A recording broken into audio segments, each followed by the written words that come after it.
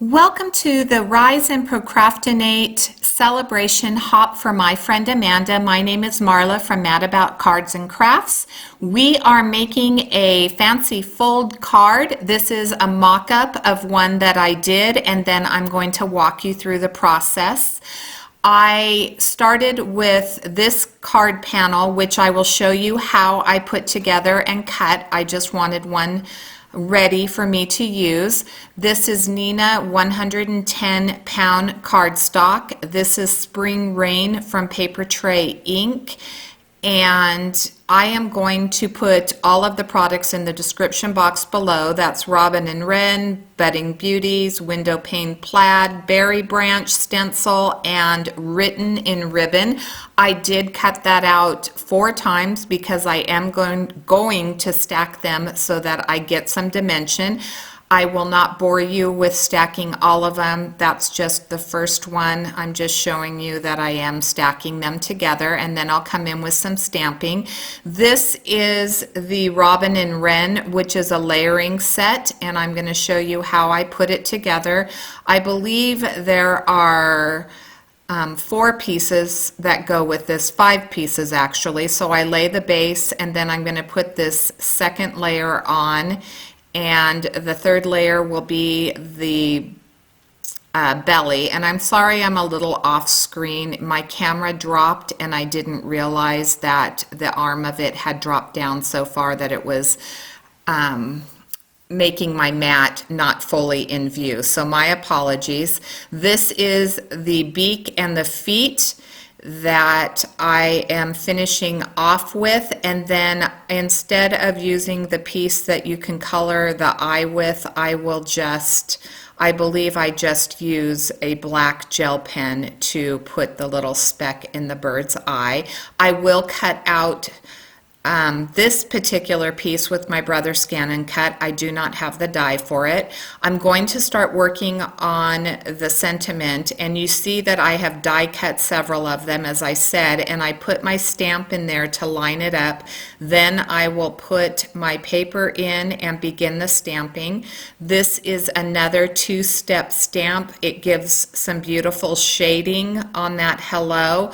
So I did use 2 different ink colors, and that will be the focal point to help close my card, or keep it closed.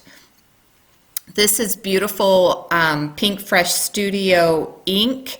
I absolutely love it. I have nothing but great things to say about that. Now I'm just going to put that final layer on, and my sentiment is ready, and then we can start working on some of the other elements of the card. This is the Budding Beauties. I'm going to take the berries, and that is another 3-step layering set. So I will start with one color, and then just to get a little bit of interest in it, I will come in and just randomly add some other darker brown so that it isn't just one solid color. And then I'm going to stamp the berries, and then the berries have an accent piece to that as well. So Amanda has reached 500 subscribers, and we are super excited for her.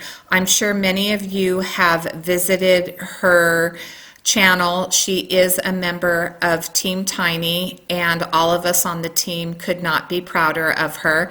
Her channel is super interesting. She does some unique techniques which are fun. So if you are a new subscriber of mine and did not see her on the Justine Hovey hop, head over to her channel and just give her some love, because we are so proud of her and thankful to be hopping with her. Now this is a stencil called, I think it's called Berry Branch, and I am going in with some ink, and I will start putting this back panel together. So I did this same thing on the first card using different colors, and I will list those colors below on the first card that you saw. And I am just lightly putting some of these colors in to give it some interest. This is one of my favorite stencils from the Greetery. I have used this on many occasions. In fact, I did do a sunflower card that I did not make a video for, which is what led me to use it for this particular video. I'm going to obviously focus on blues, and then I make a little bit of an error in creating this card because my intention was to do an identical card to the first one and just show you how I did that. And I got interrupted in the middle of making the card and had to stop filming. And when I came back, I forgot to put the window pane plaid die, or not die, but stamp. I forgot to stamp that and emboss it, which was one of the main features of the first card. So I had to improvise in making the changes.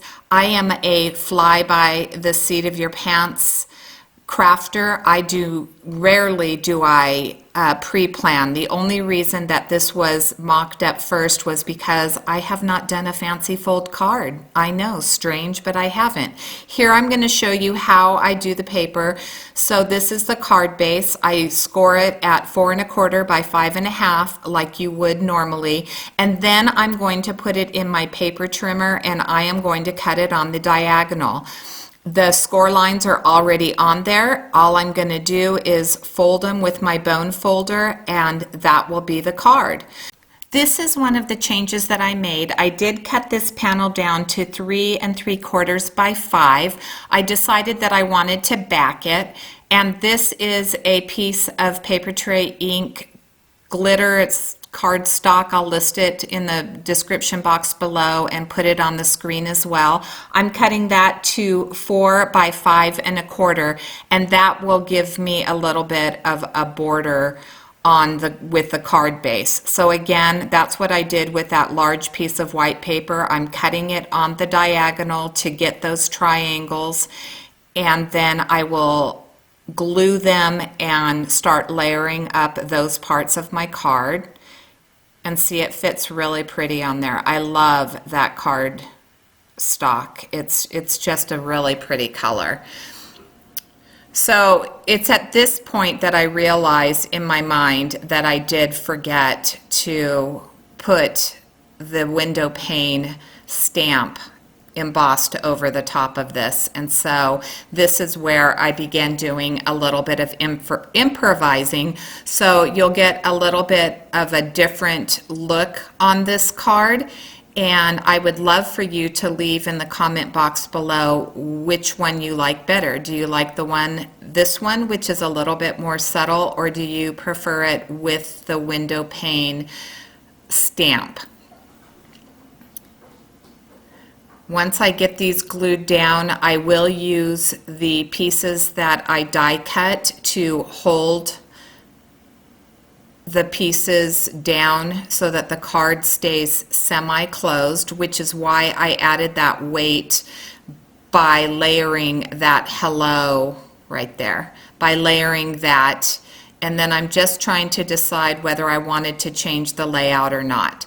So here's one of the changes. I decided that I would come in with my polychromos and I would do a little bit of coloring and shading to deepen the dimension on the branches. I don't show all of it. I'm going to cut some of it out just for time's sake, because we do want you to have an opportunity to hop with the rest of the participants, and by doing so and leaving a comment, you will have a better chance of winning that gift card that Amanda is offering for this hop.